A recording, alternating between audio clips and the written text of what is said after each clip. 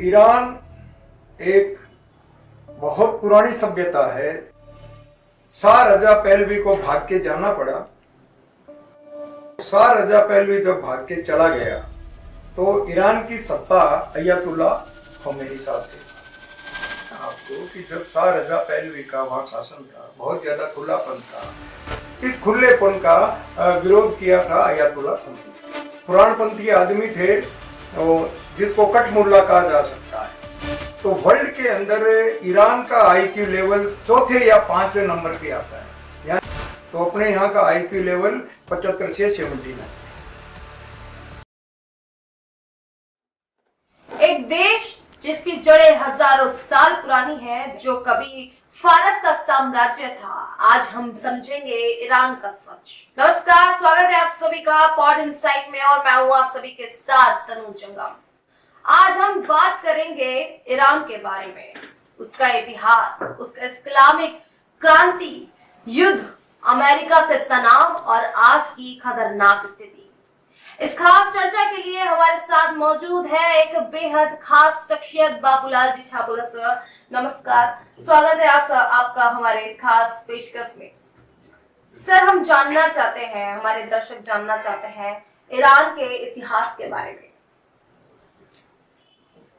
नमस्कार। सर्वप्रथम तो सब दर्शकों का नमस्कार। ईरान एक बहुत पुरानी सभ्यता है। शायद ज्ञात इतिहास में सबसे पुरानी सभ्यता इसको कहा जा सकता है। करीब 6 या 7 सदी ईसा पूर्व से है इसका इतिहास है।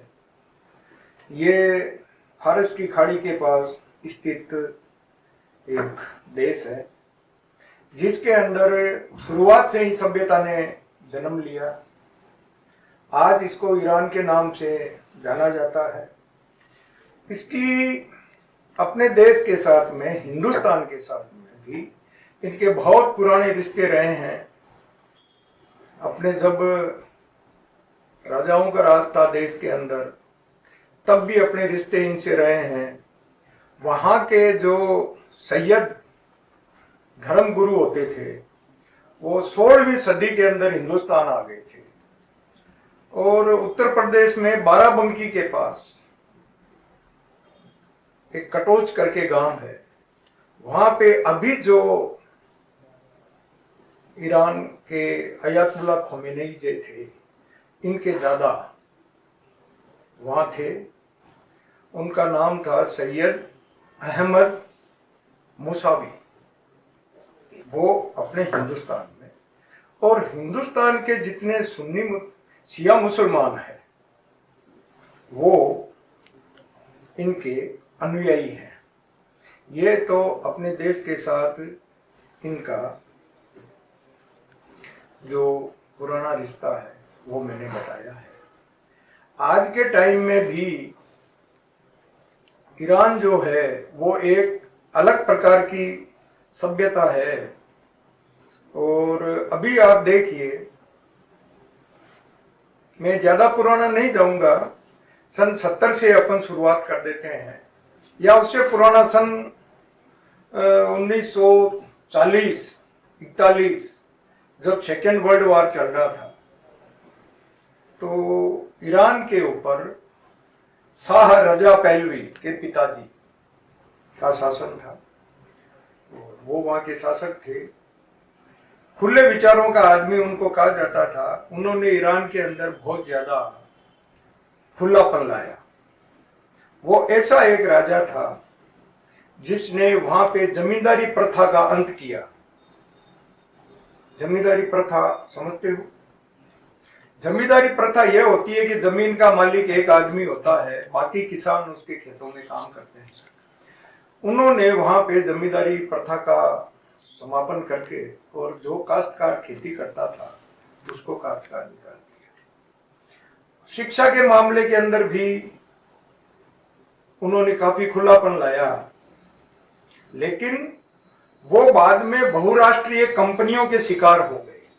बहुराष्ट्रीय कंपनियां जो ऑयल, तेल, उसके ऊपर ये हो गया सारा तो जब सन 70 आया, ये करते करते 70 के अंदर सऊदी अरब के जो शाह थे, यानी सऊदी अरब के जो शासक थे, उन्होंने पश्चिमी देशों को तेल देने से इनकार कर दिया। वर्ल्ड में पहली बार डीजल पेट्रोल का क्राइसिस आया। जो $3 प्रति बैरल का रेट होता था, वो 4 टाइम बढ़ के 4 गुना बढ़ के $12 प्रति हो गया, बैरल हो गया। बहुत भयंकर क्राइसिस हो गई। उस टाइम के अंदर ईरान के अंदर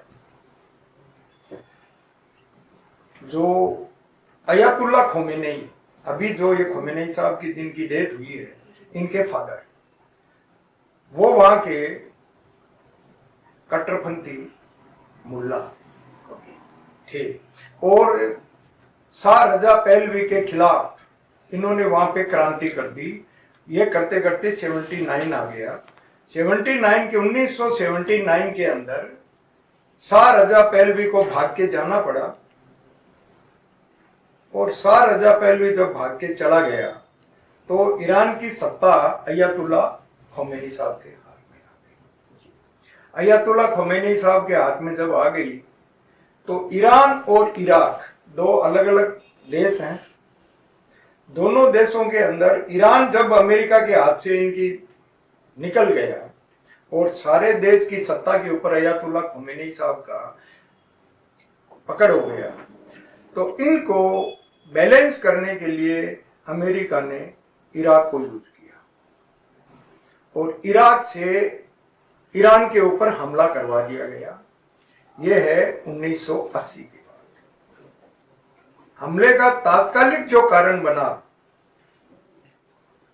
वो एक नदी है वहां पे, उस नदी का पानी को लेकर के और इन दोनों देशों के बीच में झगड़ा हुआ, युद्ध हुआ। युद्ध इतना लंबा चला, 8 साल तक ये युद्ध चलता रहा। बसर अल है उस नदी का नाम था। तो लास्ट में भी कोई नतीजा नहीं निकला और बिना किसी हार जीत के युद्ध खत्म हो गया। ये ईरान के साथ में लंबा चलने वाला पहला युद्ध था। सर, हमारे दर्शकों का दूसरा सवाल ये है, जैसे आपने अली खामेनेई के बारे में बताया, उनके संबंधों के बारे में बताया कि भारत के साथ उनके संबंध कैसे जुड़े, उनके परदादा जी के बारे में बताया, तो आगे इसी में चलते हैं। ईरान में इस्लामिक क्रांति की जानकारी थोड़ी आप दे हमारे दर्शकों को। हाँ, इस्लामिक क्रांति की मैंने जानकारी बताई ना आपको कि जब शाह रजा पहलवी का वहाँ शासन था, बहुत ज्यादा खुलापन था, ऑलमोस्ट दूसरे पश्चिमी देशों के जैसे ही वहाँ की सारी औरतें, वहाँ की लड़कियां, वहाँ के सारे लोग वैसे ही रहते थे। इस खुलेपन का विरोध किया था अयतुल्ला खोमेनी ने। वो पुराणपंथी आदमी थे, जिसको कठ मुल्ला कहा जा सकता है, उस टाइप के आदमी थे। उन्होंने उसका वो किया और करके और उन्होंने एक जन आंदोलन चलाया। उस जन आंदोलन से वहां पे क्रांति हुई, उसको इस्लामिक क्रांति कहते हैं। उसके बाद में शाह रजा पहलवी वहां से मोरक्को भाग गए, मोरक्को के बाद में मिस्र चले गए, अल्टीमेटली वो इलाज के लिए अमेरिका चले गए और वहीं उनकी डेथ हो गई।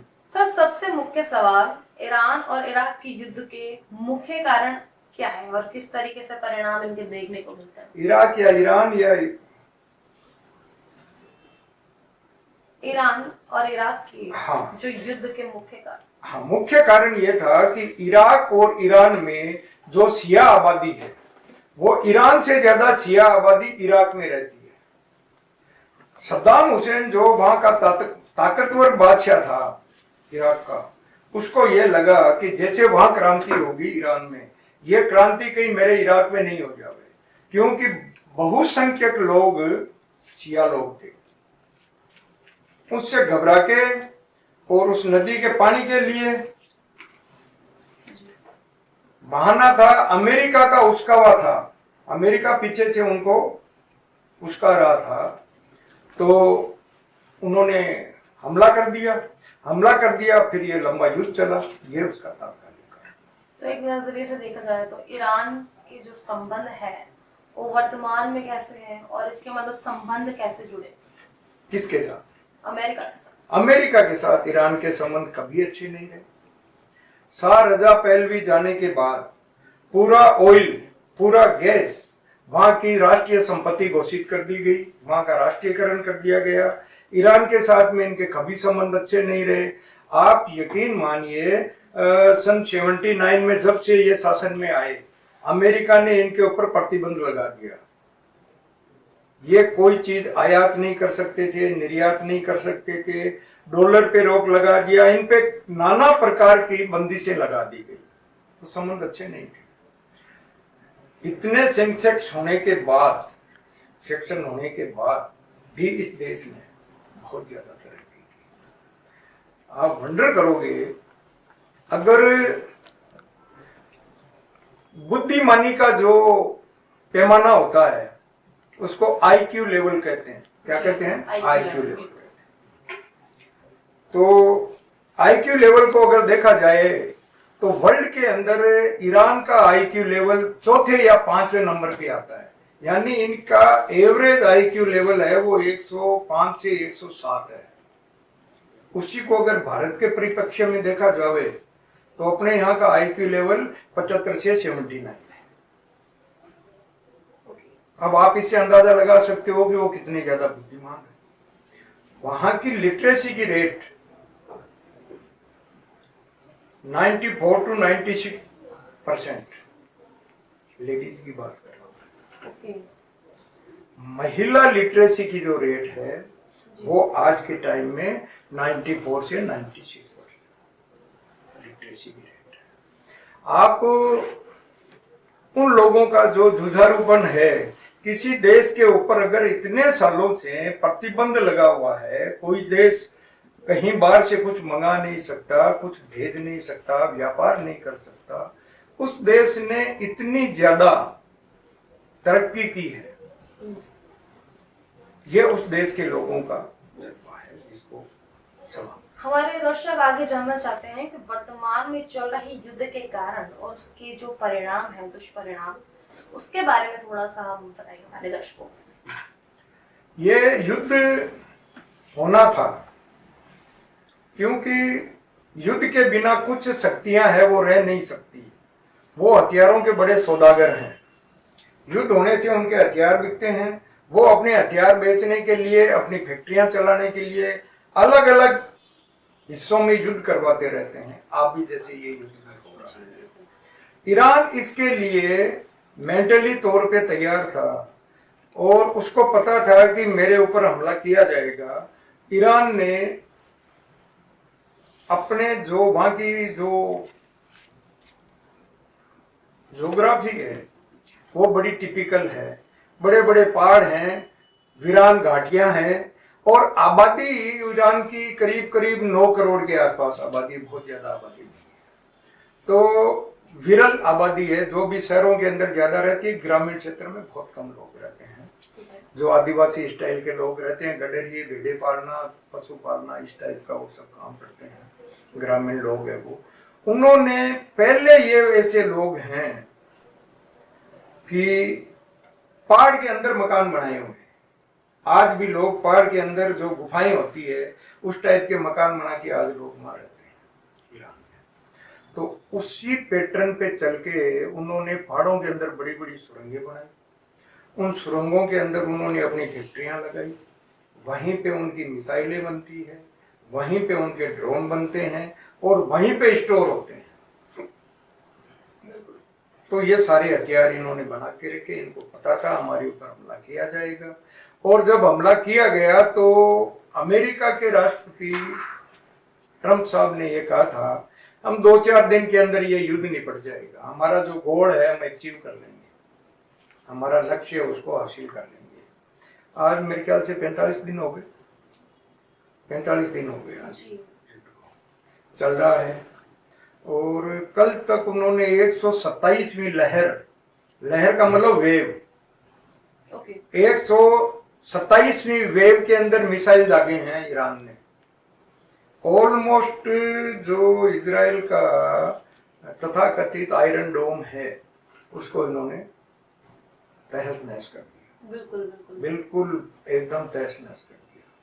और वंडरफुल बात इसमें यह है कि ये यहाँ से जो ड्रोन चलाते हैं वो ड्रोन की लागत आती है 12 से 15 हजार डॉलर, 12-15 लाख रुपए का ड्रोन होता है। और उसको मारने के लिए, गिराने के लिए इजराइल को और अमेरिका को जो पैट्रियट मिसाइल चलानी पड़ती है आयरन डोम के तहत, वो 50 लाख डॉलर, इतना दोनों के अंदर डिफरेंस है। तो इन्होंने युद्ध का तरीका बदल दिया, हथियारों से लड़ाई लड़ने का तरीका बदल दिया। और अभी जो इनका लास्ट हथियार है वो है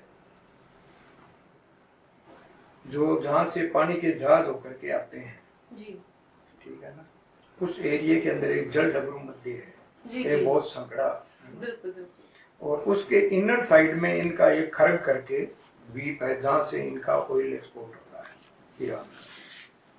तो वहां पे इन्होंने इस टाइप से नाकाबंदी कर दी है कि किसी देश का कोई भी जहाज हम नहीं जाने देंगे, चाहे अमेरिका कुछ भी कर ले, चाहे कोई कुछ भी कर ले, रोक करके ये बैठे हैं।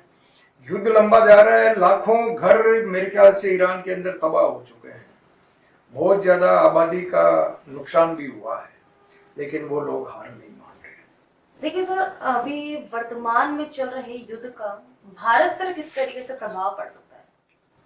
पड़ सकता नहीं है, प्रभाव पड़ चुका है।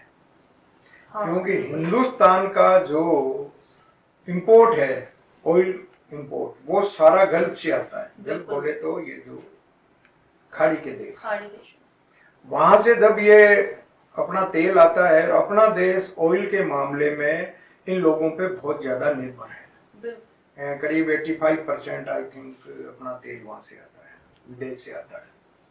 तो अपने यहाँ पे गैस की कमी हो गई, तेल की कमी हो गई। इसकी वजह से सरकार ने भी अपनी नीति बदली, फैक्ट्रीज को गैस देना बंद कर दिया, हाउस होल्ड को दी जा रही है।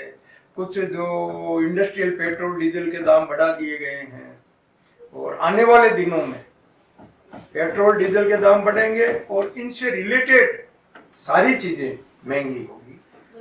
ये तो हुआ इंपोर्ट से related, as well as export से रिलेटेड। अपना जो मैक्सिमम एक्सपोर्ट है वो गल्फ को हो रहा है, खाद्य वस्तुएं, चावल, सब्जियां, है ना।